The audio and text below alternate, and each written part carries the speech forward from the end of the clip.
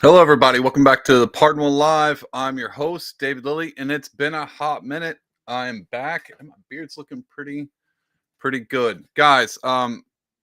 Took 2 weeks off. Just throwing that out there.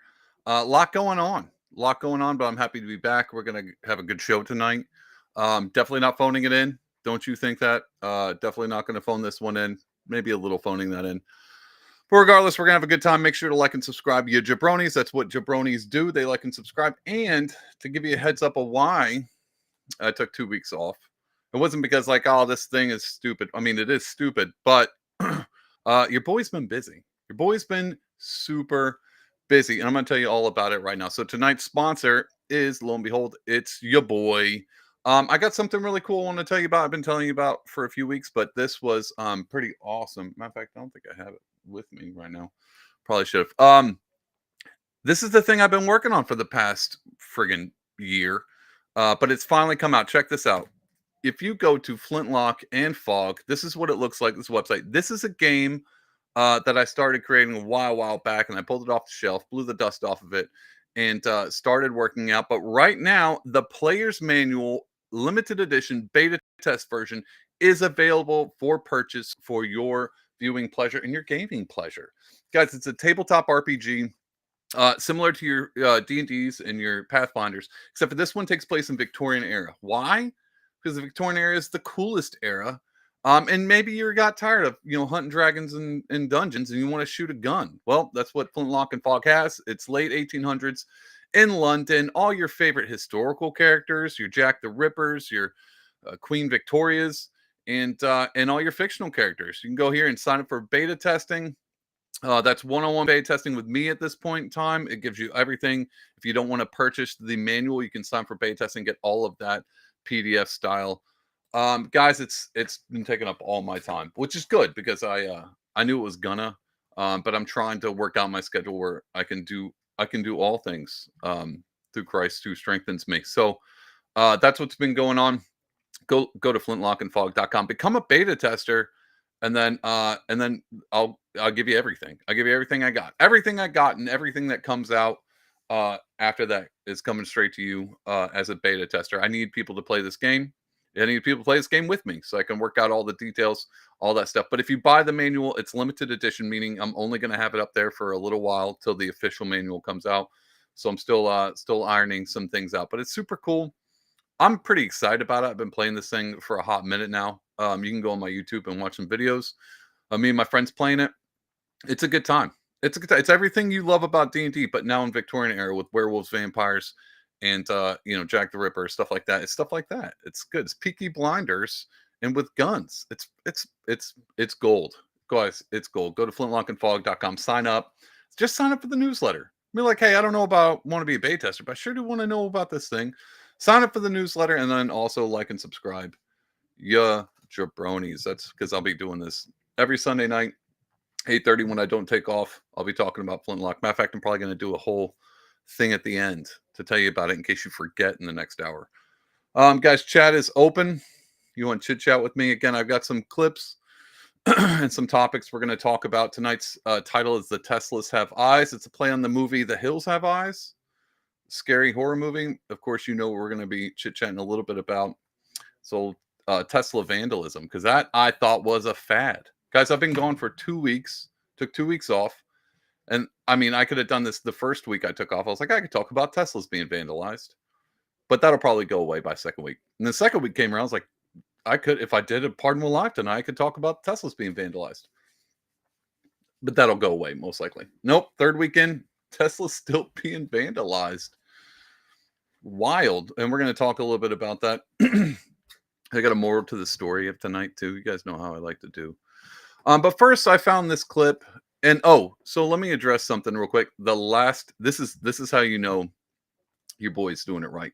The last Pardonable Live I did 3 weeks ago, I told you guys, I was like, look, it's fun watching clips of lefties melt down on TikTok and all that good jazz. It's fun. It's a good time. But it kind of gets old. It feels like I'm kicking a dead horse over and over and over again, and all the jokes start to get the same. And I didn't want to do that. I didn't want to continue just to make fun of the lefties all the time. Plus, guys, there's tons of content creators or whatever they're called out there doing the Lord's work on making fun of them. I wanted something with a little bit more substance for Pardonable Live. I wanted to have a little more oomph.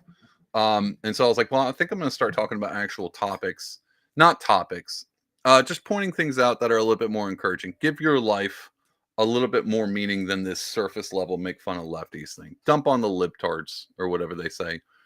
I didn't want to be that. I didn't want to pigeonhole myself into a thing. That's what they call it, pigeonholing.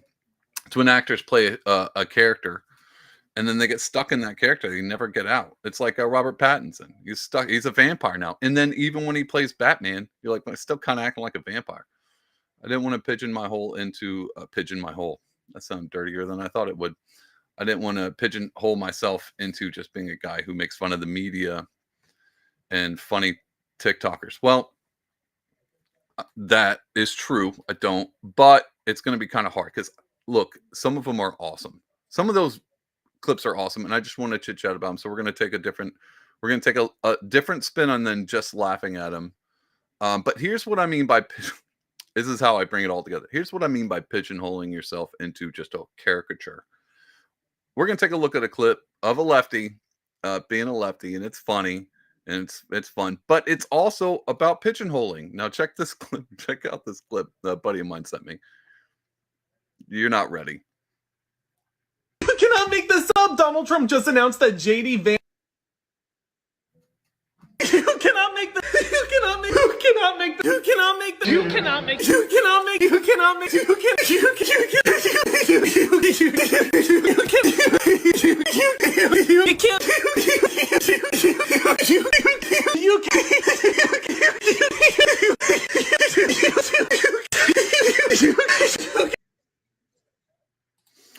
All right. Well, if that ever becomes me, I'm shutting it down. I'm shutting it down. Guys, you cannot make this up. That guy. But here's the thing. He was also wearing the same red flag number 1. Same you jersey. cannot make this up. Donald Trump just. I don't even know what jersey that is, but it's the same, which means I think he just recorded all these clips at the same time, or he only wears it. Maybe it's a branding thing. Maybe he's like, oh, I want to be the guy with the broccoli hair and the half sort of guys. I don't know. I don't know what the deal is, but the jersey in every video Announced that JD Vance. See if I can mute this thing. Every video is him in this jersey. Every video. I don't even know if this is real. I don't even know if it's real. Anyway, that's what I mean by pigeonholing. I don't want to become this guy, and you shouldn't either. Like, I like how he doubles down. Let's be honest. He's got a shtick, and shticks are important, especially when it comes to branding. Got the jersey, got the broccoli top, the half attempt at a beard. And then he's in front of the green screen with the people. Like, he's got a shtick, and I know a bunch of content creators and YouTubers out there that they get it. Once you get a shtick and it works, you kind of stick with it. But the cool thing about Pardonable Live is I don't have a shtick because nothing's worked. And so I didn't really pigeon my hole into anything because I wasn't like, oh, you know what got a lot of views? That one time I talked about the thing or the people or the conspiracy or whatever. I don't have that.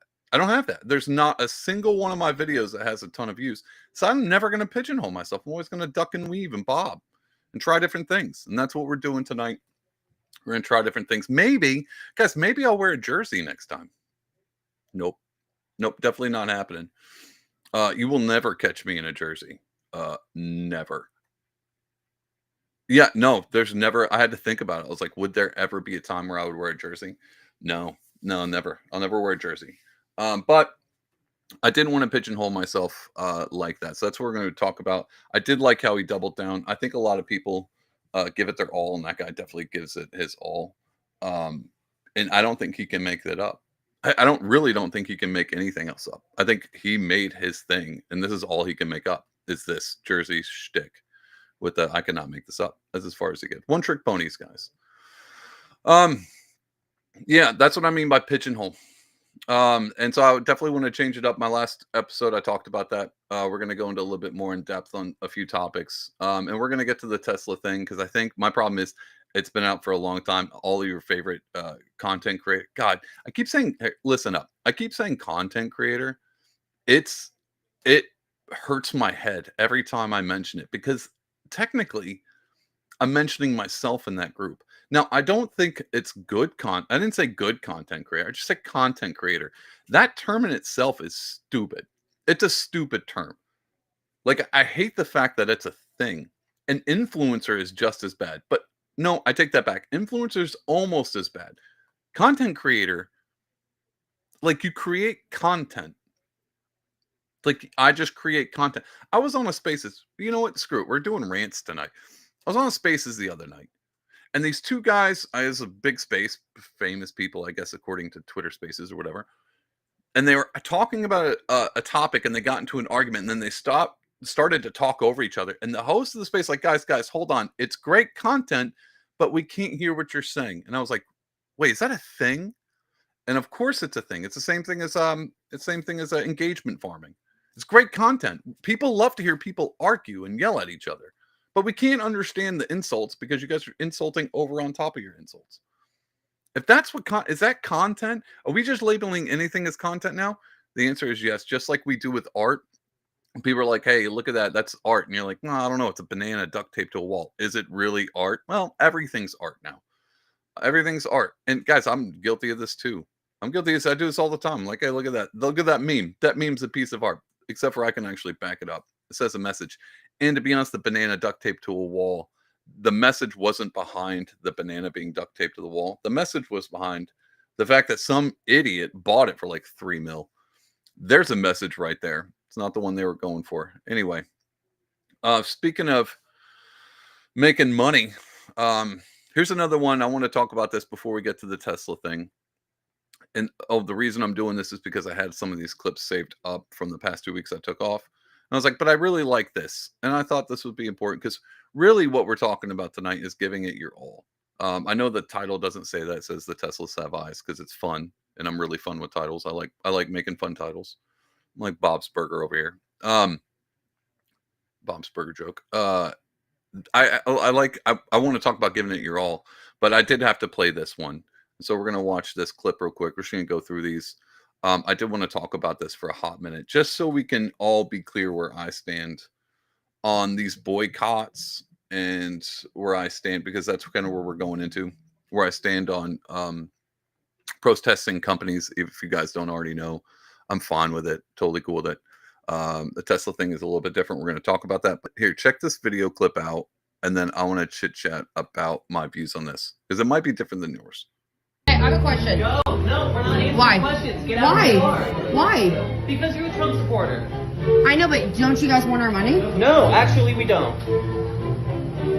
Get out of my bar right now. You're not welcome. I'm not fucking around. Get out of my bar. Are you serious? I'm dead serious. Out. Because I'm wearing a Trump Yes. vest. That's wild. I don't care. All right, so I'm going to go and stop it here. We're going to finish it up, but it's kind of the same concept. So Zer here behind the bar. I actually agree with they, them. I'm totally fine with this. I'm actually totally fine. Matter of fact, I encourage this more because I don't think you can be, I don't think it's, I think I would be hypocritical if I said otherwise, because I've always said that you should be able to choose who you want to serve to. As a contractor, I do the same thing. If there's a client that I'm like, well, I'm not really sure I want to install their, crown molding, I'll make a choice to be like, no, I'm just not going to do this. Zer here does have a point being like, yeah, we don't want to start. And she's like, well, you don't want to make money? And they're like, yeah, I don't want your money. I don't have a problem with this at all. And I'm not sure anybody really should. If you have, if political, I think it's dumb. I think it's dumb if someone's wearing a Trump hat that you'd be like, get out of my bar. But it's the cake thing all over again. Like it's the cake. It's the bake me the cake, Bickett. It's the same thing. Like, yeah, I got a Trump hat and you're these or them. Why don't you serve me a brewski in your bar while I wear this MAGA hat? No, they want to kick you out. Let them kick you out. I don't understand why you would be in that bar anyway with a MAGA hat on. I mean, what's the intention other than just content creation? Again, I think this is where it all boils down to is content creation. But put that aside. I think this is dumb content, even though I'm talking about it on the Pardon My Live. I did want to side with Zers. She, him, she, hims. They have a point, and more power to them. If they don't want to sell to him, kick him out of the bar. Kick him out just for wearing a hat. Kick him out for doing what? Kick him out just because you didn't like the way they looked at you. if they walk in with a weird gait, say they got a limp, and you were like, I hate limps, kick them out, kick them out, kick them out. The only person that's getting hurt is you. You're not getting their money. But you have that. Maybe that's the libertarian in me. If you don't want to serve a customer because of something they don't like, don't do it. Now I know what you're thinking. Like, David, we solved this back in the '60s. You know, they were like, "Hey, you can't eat here. You're a different color." And yeah, I agree. I think that would have been the best thing to do, is to not segregate. But I also don't think you can legislate that particular kind of attitude. I also don't know if that works. Say it's like the post office, and there's no FedEx, and there's no what's the other one? Who knows? Um, and you have a monopoly on something, especially a government monopoly. Yeah, I don't think you can do this. If this was, say if this was like a government, say this was a government bar, which I'm sure they got those too. Say it was a government bar, and you as a citizen walked in, they're like, "Hey, we don't serve your kind here." You're like, "But I'm a citizen." Like, "Yeah, but you supported you didn't get the jab, so get out of here." Like that. The way the government did that, second class citizen to half America because they didn't get a medical procedure. Yeah, like that. That I do have a problem with. But if it's your personal business, we went into quick story. We were me and my family in 2001. We're out in this small town in Vermont, hanging out, doing a little shopping thing, walking around. It's Christmas time, and a lot of restaurants on the side. I don't even remember what the town was.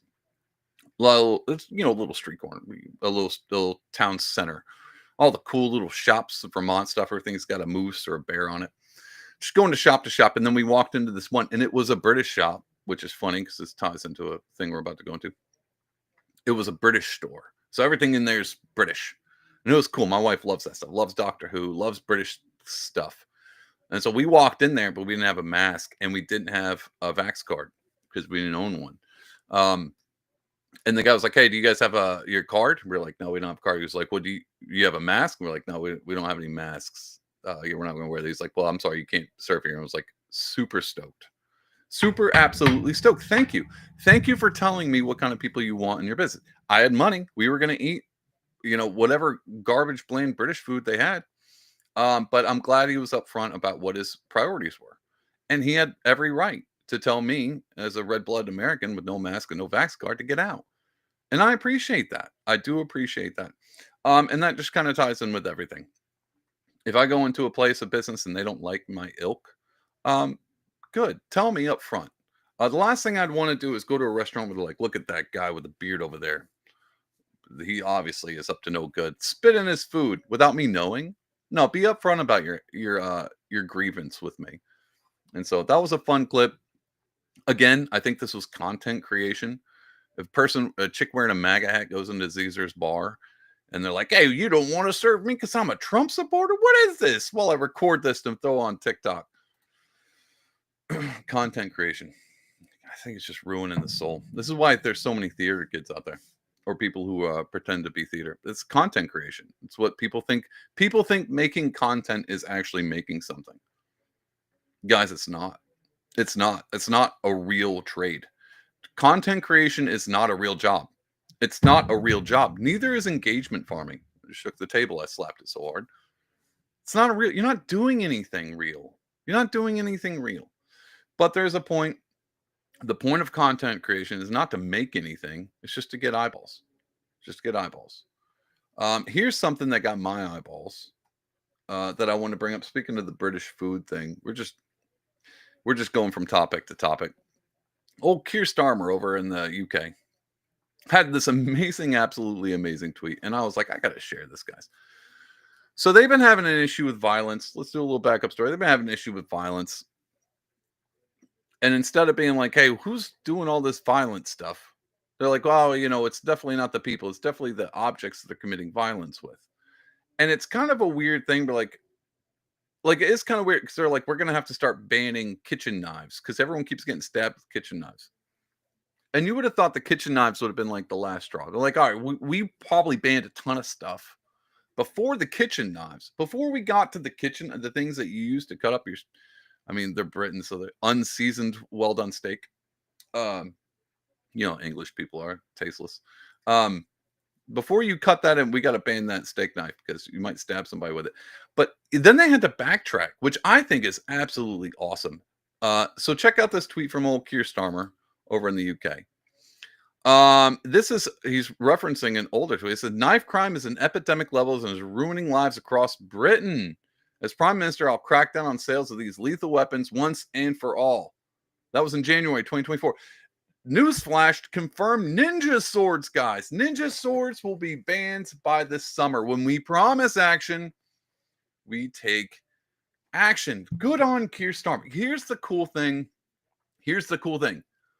And I don't know if he knows, like, I don't know if this is tied into big weaponry. Is there a thing for that? Other than, I guess big weaponry would be the military industrial complex.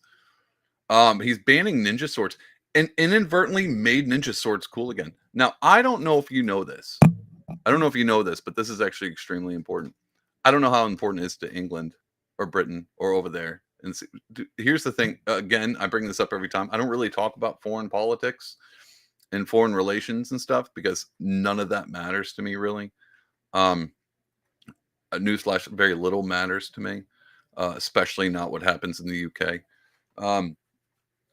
None of this stuff really matters to me. But I did like how Keir Starmer putting this tweet out.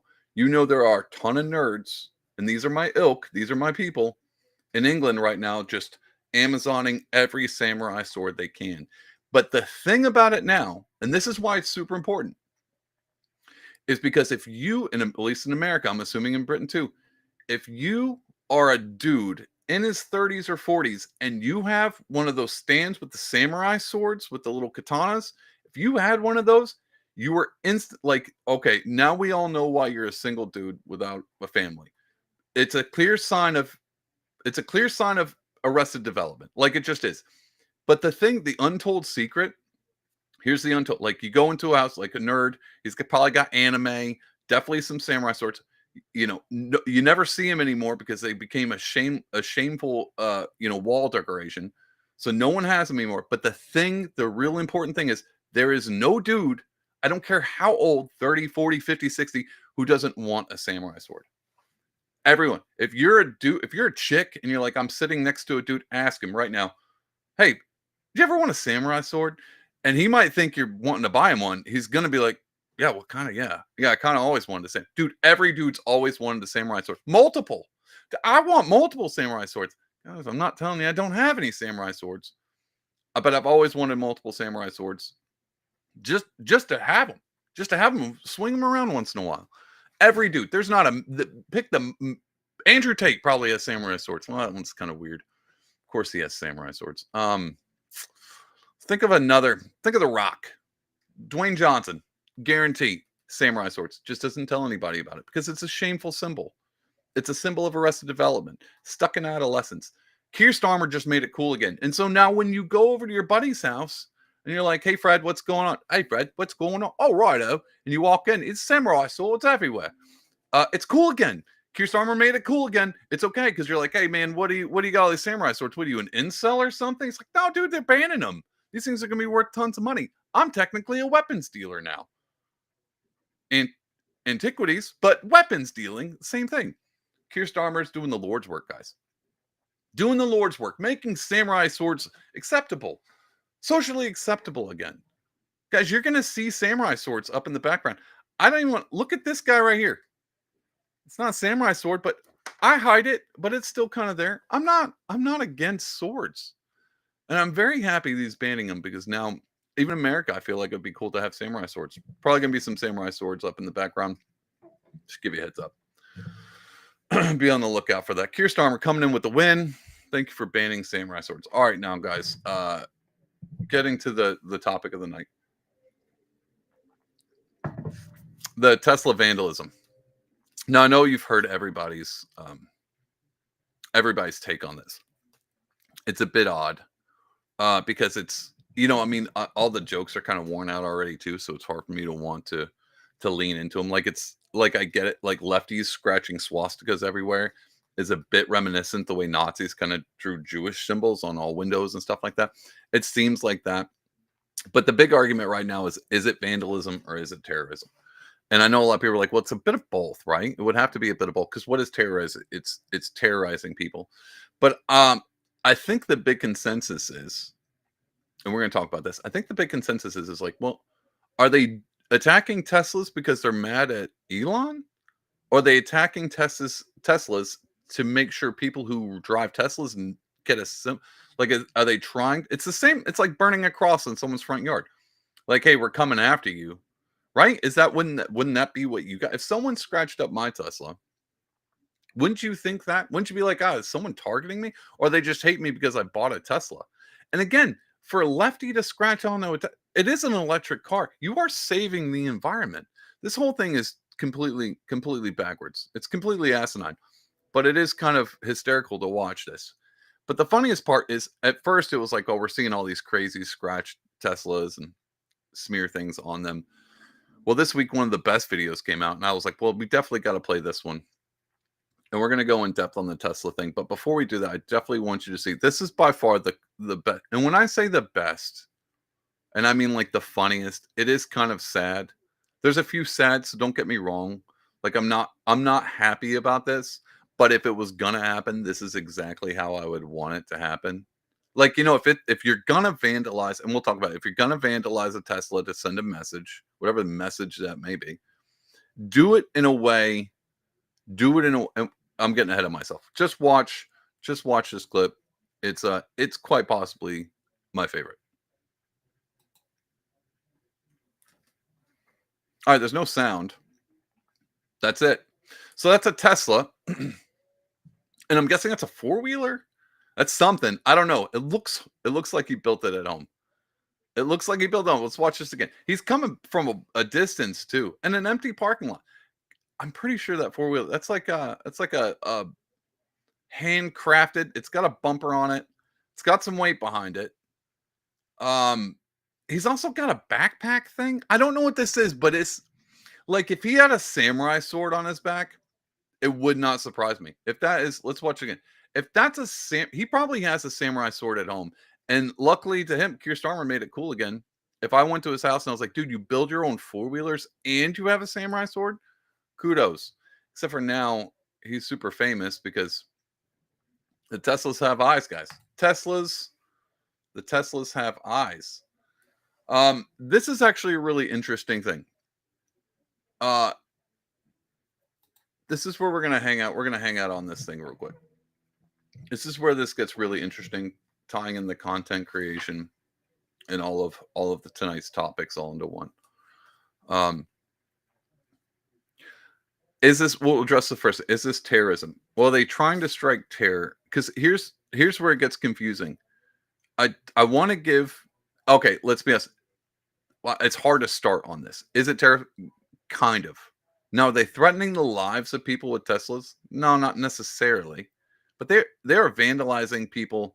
I'm assuming like you wouldn't want to be scared. Are they trying to keep people from buying Teslas? I would assume that's the thing. You damage every time you see a Tesla, you damage it to keep people from wanting to buy Teslas, which inadvertently hurts Tesla's stock, which then hurts Elon.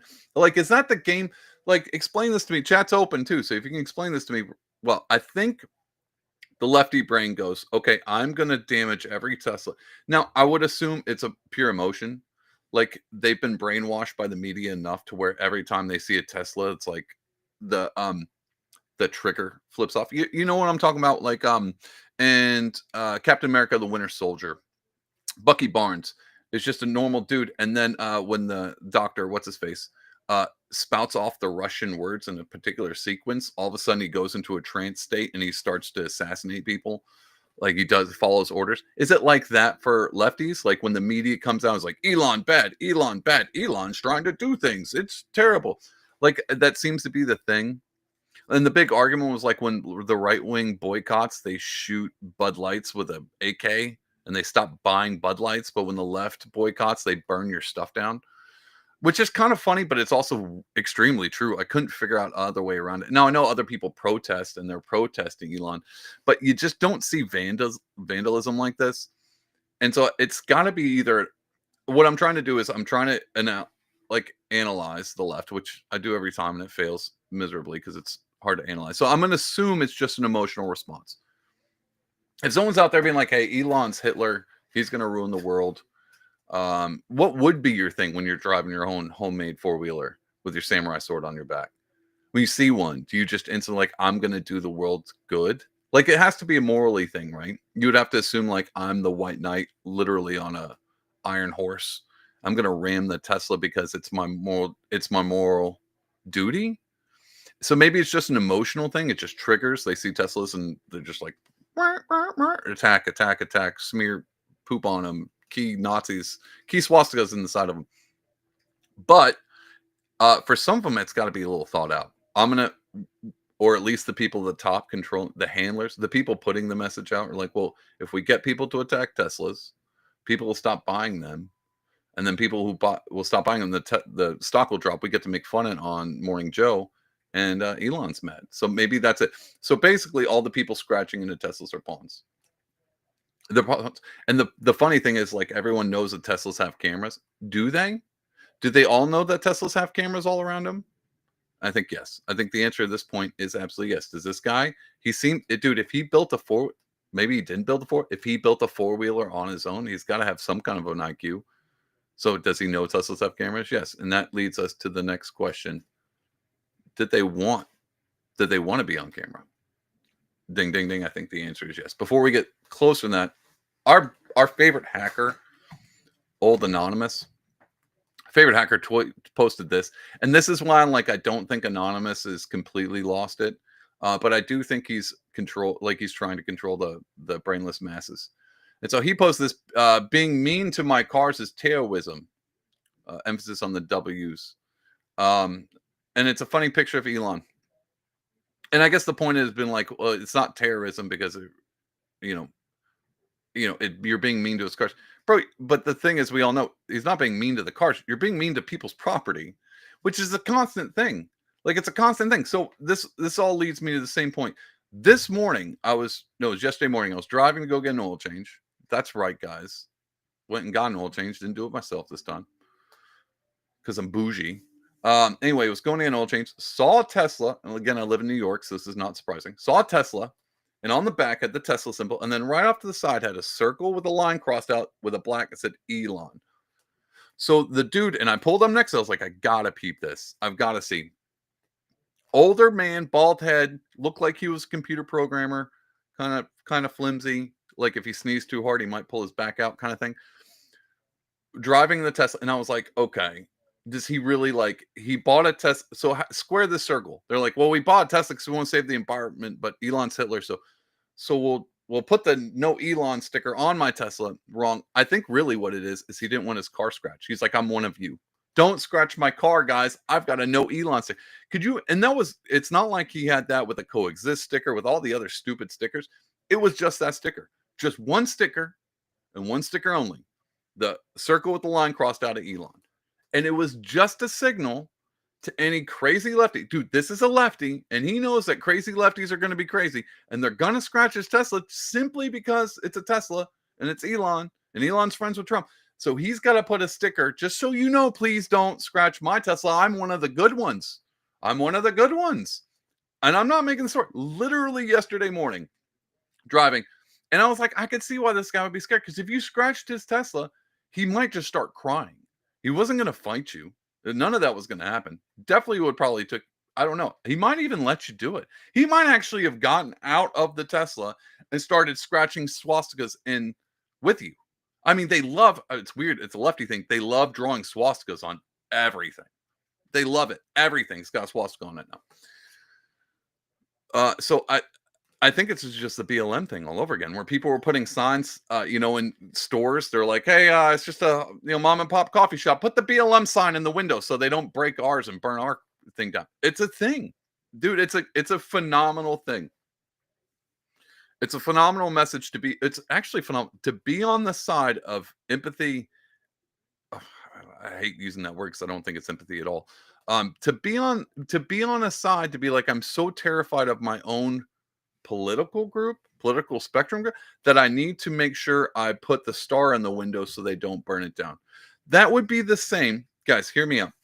That would be the same as if you were in Nazi Germany and people were like, hey, that guy over there sure does seem like he might be a Jewish person. And you're like, no, not me. Put a swastika in the window, guys. Quickly, quickly. They might damage our property. Go and put a swastika in the window. It's the same thing. It's the same thing. That zeroed out Elon thing sent one message and one message only. Please don't hurt me. I'm one of you. Which is almost the same thing as actually putting. So now we've solved the puzzle. Why are lefties drawing swastikas into Teslas? Well, it's because they're scared you're going to do it. So they go ahead and do it. It's probably them drawing their own swastikas. Just so you know that I'm one of you. Look at my Tesla. It's got a swastika, just like Elon. Elon's Hitler. I drew a swastika in my Tesla, so please don't attack me. It's the same thing, guys. Same thing. And this is why it's kind of funny. Now, here's the second thing. The Teslas have eyes. Let's pull it into serious note real quick. I know I like to joke. I'm trying to turn this podcast into a little bit more than just stupid jokes. Paul writes to the Colossians chapter 3. Right after he gets done, like, wives, submit to your husbands. Husbands, love your wives like Christ loved the church. After that, towards the end of that chapter, he talks about everything you do. And the scripture is like, in everything you do, do it wholeheartedly. This is probably the NIV I'm quoting, but do it with a whole heart, meaning do it with everything that you have. And then it goes on, not as if you're doing it because other people are watching, but do it as if God's watching you. Like, do it as if you know God's watching, even if other people aren't, because it goes, a lot of times people in the scripture goes, don't be like the people who only do good work when they're being watched. And it goes on, your inheritance will be the kingdom of heaven. Meaning, when you do things that no one sees, do it as if everyone sees. And then I started to think about this whole Tesla thing. And people were like, well, these people must be low IQ because they don't know that Teslas have cameras. And I thought, I don't know that. Maybe they do know Teslas have cameras.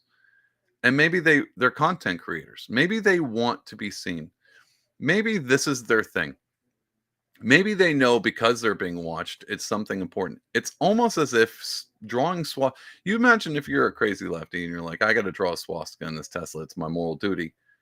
But after I do that, there's no clout. I'm not going to get any followers unless they post that online. So yeah, why not draw swastikas in Volkswagens? That makes a lot more sense, does it not? Nope, Teslas. But they're also being watched. So maybe this whole thing isn't about vandalism. Maybe it's not terrorism, guys. Maybe it's content creation. Maybe it's just content creation. Did you think about that? Probably not. That's why you got me here. Pardonable Live, coming in with the content creation twist, Shyamalan. There's actually some more to this, guys. There's some more to this concept. The Colossians 3 concept. Everyone assumes, and rightfully so, that Paul's talking about when you do things like it's a moral concept. We're going to hang out on Colossians. That's because this is really, laughing at stupid clips is fun and all, but you're not really going to get anything out of that. Especially, you can go anywhere else and get that. It's all over online. What you won't get is an actual real insight of something positive and something that is going to be meaningful to your life. And this is where Pardonable Live actually comes in. This is going to be the new Pardonable Live thing. Colossians 3. He talks about that whole thing. Like, when you do something, do it as if God's watching. So that way, and which is great because it is a behavioral modification. When you do things, there's this old, I'm going to make this real fast because it could be a long story. I'm going to make it real quick. So there's a son, and it might be a fictional one, might be a real one. I don't know. I've read it somewhere. There's an old pocket watch maker, clock maker. And he's got a son. He's teaching him how to make clocks and all that stuff. And as he's making the pocket watches and stuff, he initials the inside of the pocket watch on the back and closes it. And the son asks the guy who's doing it, he's like, hey, Dad, why do you put your name on the inside? Why not put your name on the outside where people see it? You're putting it on the inside. No one even knows how to open these up except for you. You're the only one who knows to open these the people who buy these pocket watches, they don't know that your signature's in there. And he says, yes, son, but God knows. So it's called the maker's mark. And so not the booze, but the maker's mark on the inside of the watch. He says, because God knows it's there. So he's not accountable to man or the customer who's buying the thing. He's accountable to God because he assumes the higher power of watch. Everything he does is for the glory of God and does it as if God's watching, which is a great modifier of behavior. It's a great way to live. It's actually a phenomenal way to live if you give it a shot, because it means You don't have to think so hard. I'll get to that in a minute. We're going to return back to that not thinking so hard thing. But the other thing that about that scripture that no one really pays attention to, they always go to the behavior modification. God's watching. He's scary. Make sure you do the right thing. And that's what everyone assumes, especially if you're like an atheist, or you don't believe in Jesus or God. And you're like, oh, he's just trying to get people to act right, even when no one's watching, which is admirable, by the way. But there's also something in that scripture that no one really pays attention to. It actually makes everything that you do have meaning. And what do I mean by that? This is why it's important to me. This is why these things stand out to me. Everything in your life, whether it's a stupid little podcast or it's a piece of art you make, or maybe, you do something at work that, is insignificant. Maybe you have an insignificant job, or at least it feels insignificant to you because you're on Twitter all day, you're on Instagram watching other people live lives. And you start to compare, like everyone does. Everyone looks at their life like compared to all these other people. And again, we've all heard the trope. Like, well, these people on Instagram, that's not real. That's just a mask. They're just putting up a front to, to get followers, whatever. But sometimes if you're watching, it still feels real. I get that. And especially if you have something in your life that seems small and insignificant.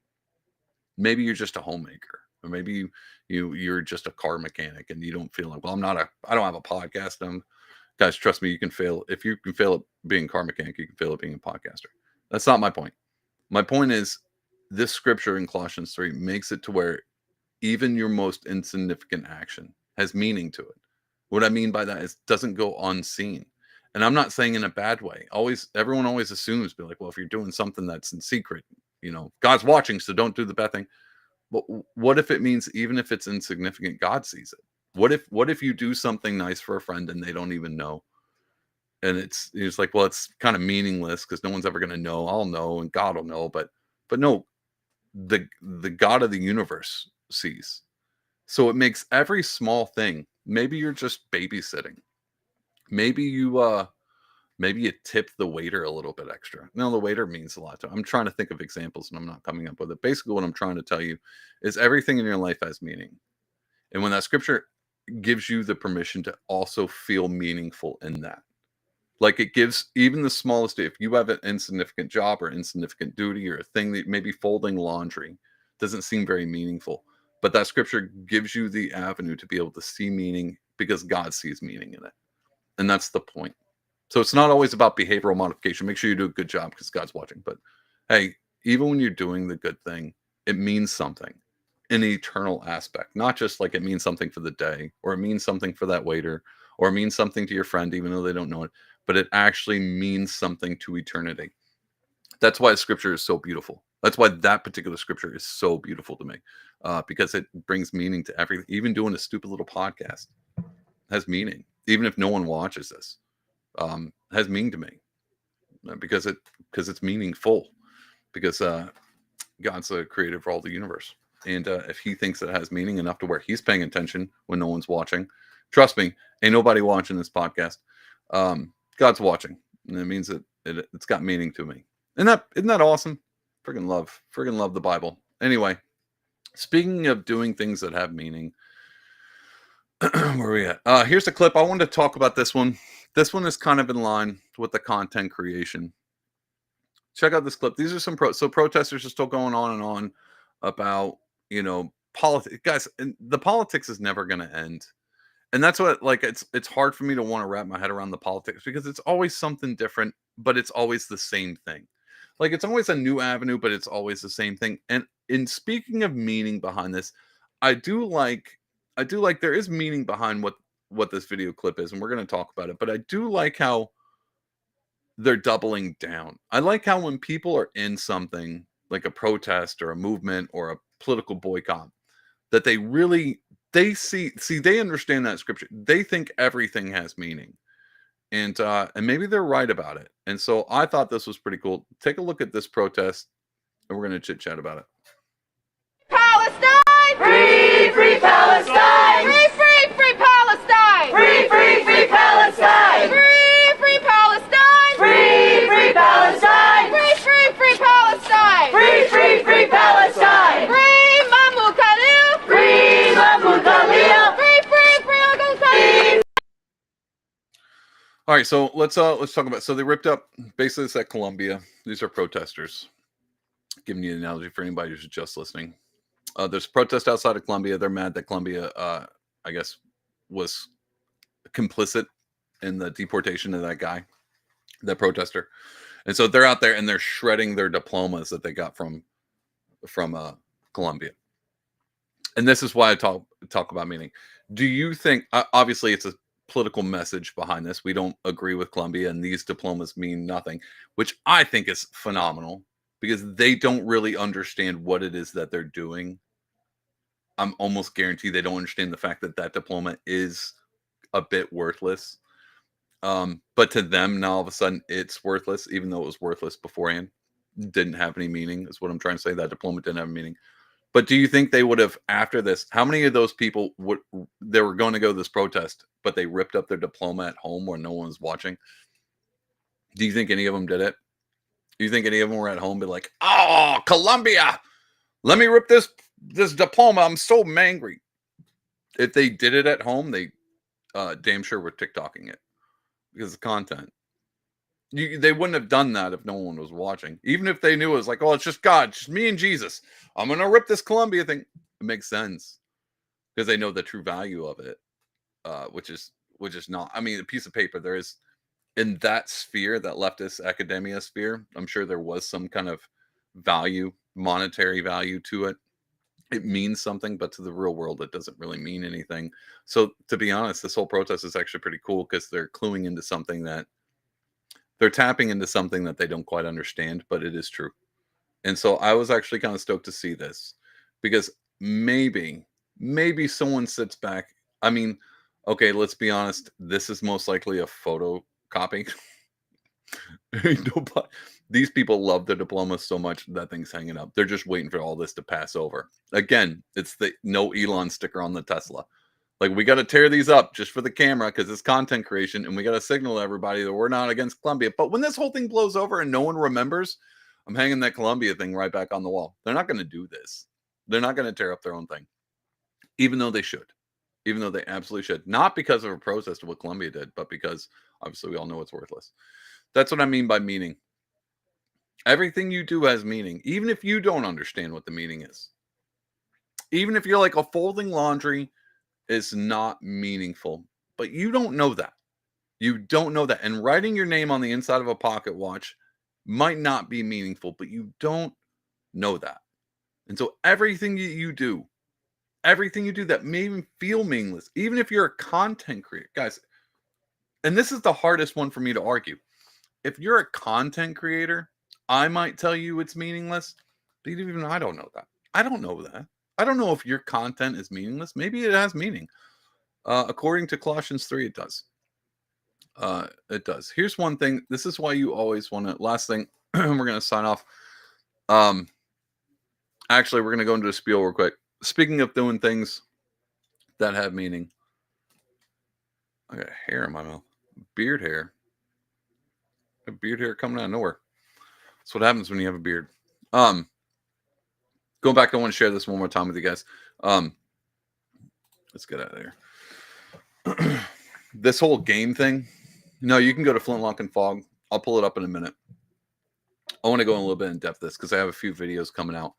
The cool thing about this is why this game thing is important. Well, maybe not important. This is why it has meaning. Let me see if I can tie this in. I do a lot of things in my life. Like I'm a bit of everywhere. I got spinning plates all the time. And one of the things that I constantly have to do is I have to take a step back and go, all right, which one of these spinning plates is important? And I have to prioritize them. I have to put them where they go.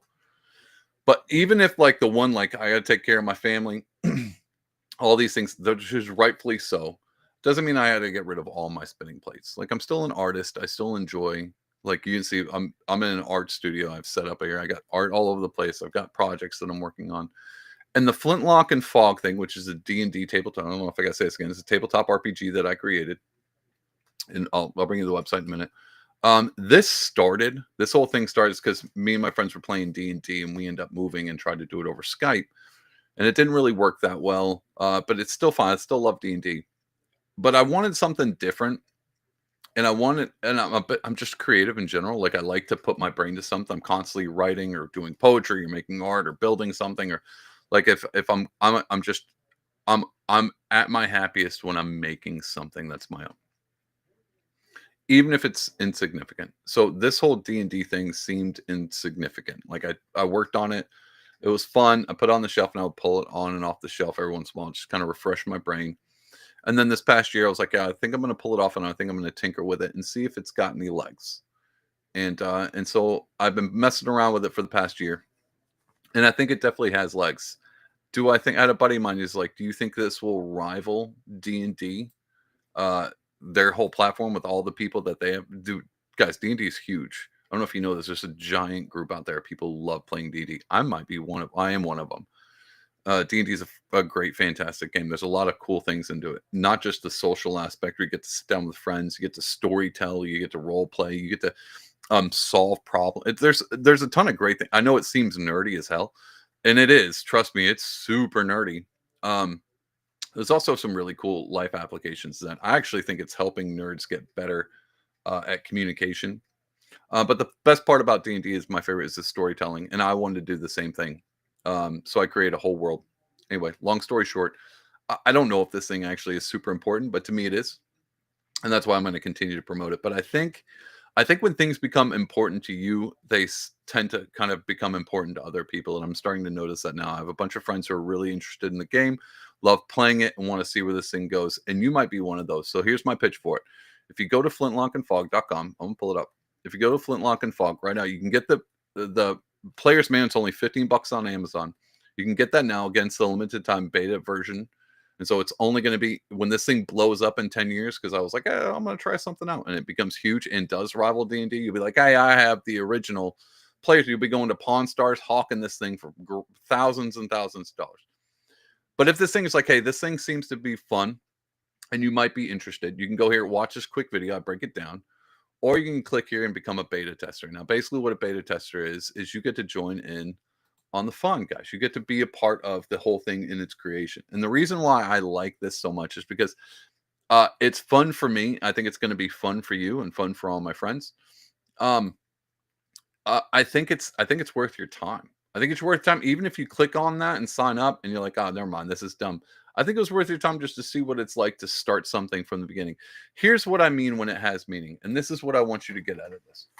This is why I'm constantly doing stuff like this. This is why I constantly still do Pardonable Live, even though I'm trying to move away from just making fun of stupid clips. The reason why I think this is important and why this Flintlock and Fog thing is important is because I want to convey constantly, like, look at my subscriber list. Look at the followers I have on Twitter. Nothing about this is impressive. Guys, look at me. Nothing about me is impressive. And you look back and be like, why does he keep doing this Pardonable Live? It's not, it's no whatever YouTuber out there. And the reason I do it is because everything I deem to want to do has meaning. Even if this Pardonable Live thing doesn't do anything, it helps me with my communication skills, helps me sell art to whatever small audience I have. But it also gives me a way to analyze things and look at perspectives differently, because I want to share those with you. Also helps me keep my up to date on my philosophy and my scripture, just because I get to share that stuff with you. And it keeps me tapped into the world. This 2 weeks I took off, I just stopped looking at Twitter. I was totally out of it. That's why all my things I was going to cover were really surface level, like Tesla's being vandalized.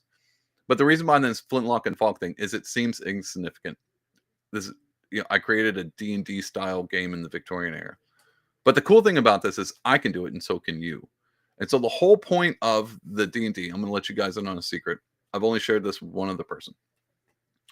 The whole point of this game was not so I could sell games and make money off of, Player's Quest. It's because I wanted to build something, a road for people who are creative or like to storytell or like to participate in something that's being built from the ground up, to give you a chance and give those people a chance to join in and be a part of something in the creation of it.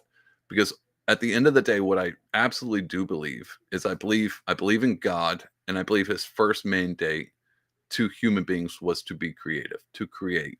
He told Adam to name all the animals in the garden, if you believe in that sort of thing, which I do. He told him to name. That's a creative skill. He told them, on top of go forth, be fruitful and multiply, which is literally creating other people, he also gave them dominion over the wilderness and to name the animals, to do something creative. And he made us in his image. And what's the first thing the Bible tells us God does? he creates. And so what I wanted to do, the whole point of this flint list is between me and you, super secret. The whole point of this flintlock thing is I wanted to create something interesting and unique enough to where it stood out.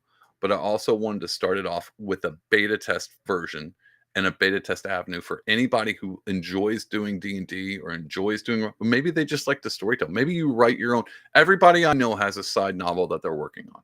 And I love that. I'm not disparaging that at all. I love it. I think everyone should write every novel. All the things that you have in your head, you should do it. Just do it. If there's anything you get out of Pardonable Live, it's like this guy keeps making stuff. He sends paintings off to Timcast. He does this project. He makes this project. He made a game. Why does he keep doing all this meaningless stuff? Because it has meaning. And what I want to do is encourage you to do the same. And so I made a freaking game to where you can join in and be like, well, David, I'm not very creative. I bet you got a little bit of that. I bet you have a little bit of creativity. And so I built a road for you to walk down to make it easier for you to start doing something different and creative. So, hey, maybe you got a vampire story you're sitting on.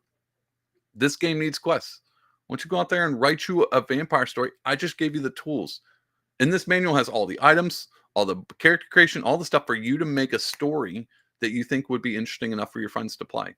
And I want to make it as easy as possible for you to join in, become part of the foundation. So as this thing builds, you start to use those creative skills you got. So I know you think Pardonable Live is all about, hey, let's just make fun of lefties, which it is. I get it.